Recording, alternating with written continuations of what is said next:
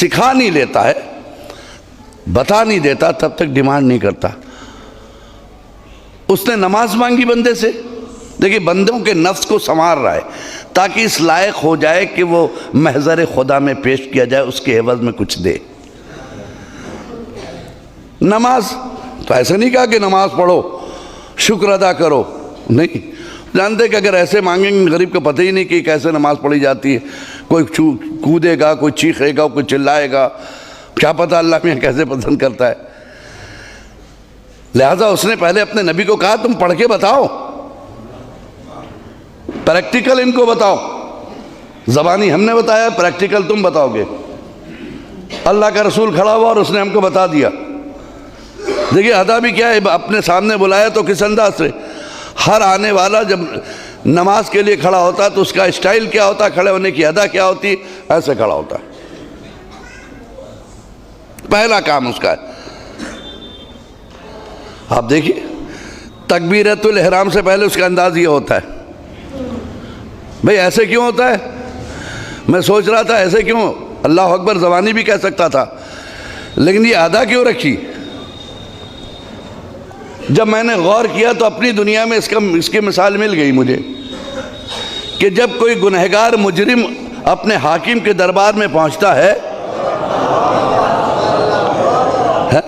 اور وہ ہاتھ اٹھا دے تو حاکم کبھی اپنے پستول کو سامنے نہیں رکھتا، نیچے کر لیتا ہے، کیونکہ سرنڈر ہو چکا ہے۔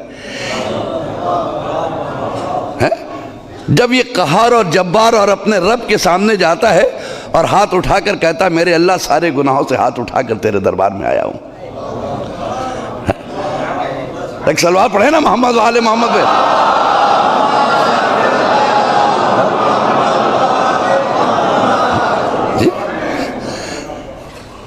تیرے دربار میں آیا ہوں مگر اپنے گناہوں سے توبہ کر کے آیا ہوں، تیرے در پہ آیا ہوں۔ الصلاۃ تنہی عن الفحشاء والمنکر، نماز روک دیتی ہے گناہوں سے، میں آ گیا، چھوڑ آیا گناہوں کو پیچھے۔ اور جب اللہ اکبر کہتا ہے ایک مرتبہ ایک لمحے کے لیے ہاتھ پیچھے کی طرف لے آتا، پھر آگے لے آتا۔ آپ نے کسی کو نہیں دیکھا ایسے اللہ اکبر کہتا ہے، اللہ اکبر پیچھے جائے گا، آٹومیٹک ہاتھ پیچھے جاتا، پھر ہاتھ اللہ اکبر۔ یعنی کیا کہ ساری طاقتیں چھوٹی ہیں، اللہ اکبر، میرا رب بڑا ہے، اس کی کبریائی کا اعلان کرتا ہے بندہ جی۔ یعنی اس نے مکمل عبادت کو بھی ایسا بنایا ہے کہ تم آ کے تو دیکھو، مصلی عبادت پہ آؤ تو صحیح، تم سوچو تو صحیح کہ صدا، تم اداؤں پہ غور کرو، تمہیں لطف آئے گا عبادت کا بھی۔ تم تصور تو کرو ہاتھ اٹھاتے ہوئے کہ ہم گناہوں کو چھوڑا ہے، ہمت ہم دیں گے، طاقت تمہاری ہے، تم چھوڑ دو گے گناہوں کو، ارادہ تو کرو۔ اور آپ دیکھیے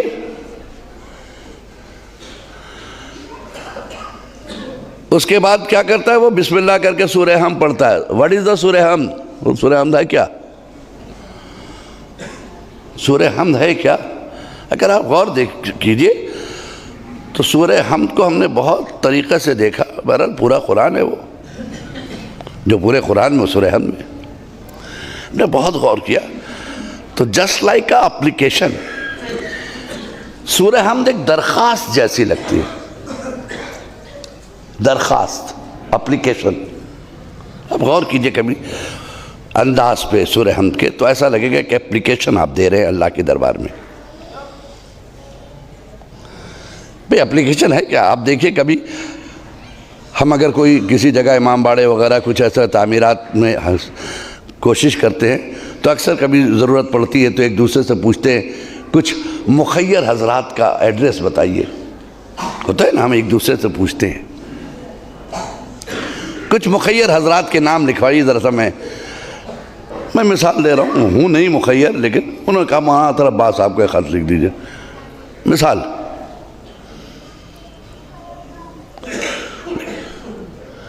اب وہ خط کیسے لکھتا سنی، میرا نام کیا، اطہر عباس، بس 2 لفظ، اطہر عباس۔ وہ کیسے لکھ رہا، حجت الاسلام والمسلمین، عالی جناب، عزت مآب، مولانا سید اطہر عباس رضوی صاحب قبلہ و کعبہ مدہ ظلہ العالی، آدھا کلومیٹر پہلے سے چلا ہوا اور آدھا کلومیٹر بعد تک گیا میرے نام کے. ہے نہیں طریقہ یہ لکھنے کا اپلیکیشن؟ انگلش میں بھی ایکسلنسی وہاں سے سٹارٹ کرتا ہے وہ.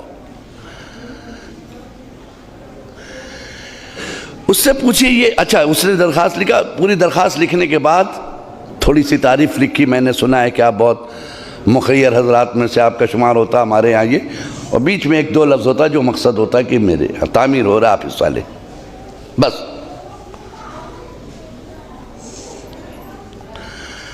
آپ یہ بتائیے اس نے ویسے ہی لکھا مجھے. اچھا کوئی ضروری نہیں ہے کہ اس نے اپلیکیشن جو دیا ہے وہ قبول بھی ہو جائے، اس کی کوئی گارنٹی نہیں ہے. اللہ اکبر. کوئی گارنٹی نہیں کہ اپلیکیشن قبول بھی ہو جائے. کریم کتنا ہے وہ کہ جو ہم دینے والوں کا ایڈریس پوچھ رہے ہیں وہ مانگنے والوں کا پتہ پوچھ رہا ہے. کیسا کریم ہے وہ میرا رب. ادعونی استجب لکم، تم ہم کو پکارو. کوئی ہے امن یجیب المضطر؟ ہے کوئی مضطر؟ وہ پوچھ رہا ہے کہ کوئی مضطر ہے ہم کو پکارو، میں تمہارا رب ہوں. اور ہم اس کی طرف متوجہ نہیں ہو رہے ہیں. صاحب کیا لکھا؟ میں نے اس سے کہا تھا آپ حجت الاسلام لکھیے، نہیں. میں نے کہا تھا عزت مآب لکھیے، نہیں. میں نے اس سے کہا تھا قبلہ لکھیے، میں نے کہا تھا مجھے کعبہ بنا دیجئے، نہیں. پھر یہ کیوں؟ تو لوگوں نے کہا صاحب جب کسی سے کچھ مانگا جاتا ہے تو پہلے ریلیشن شپ بنائی جاتی ہے نا. اس کا مطلب یہ بائی نیچر ہے کہ جس سے مانگ رہے ہو اس سے رشتہ پہلے ٹھیک کرو.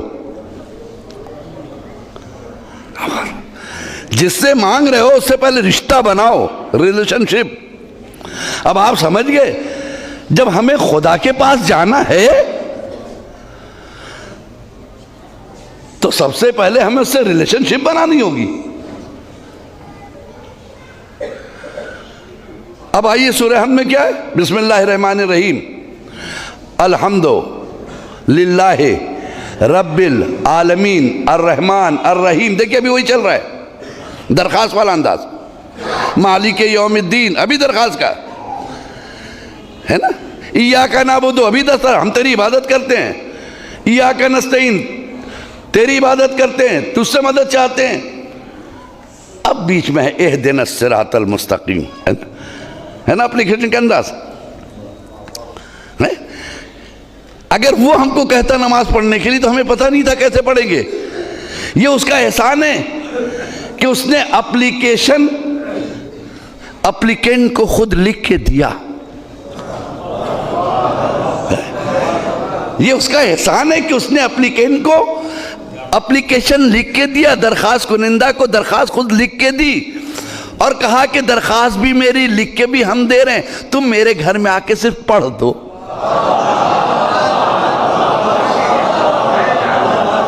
سلوات پڑھے نا محمد والے محمد پہ.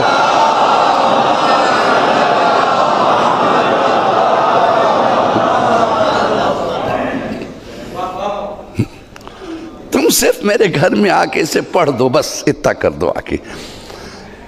درخواست بھی میری، الفاظ بھی میرے، گھر بھی میرا،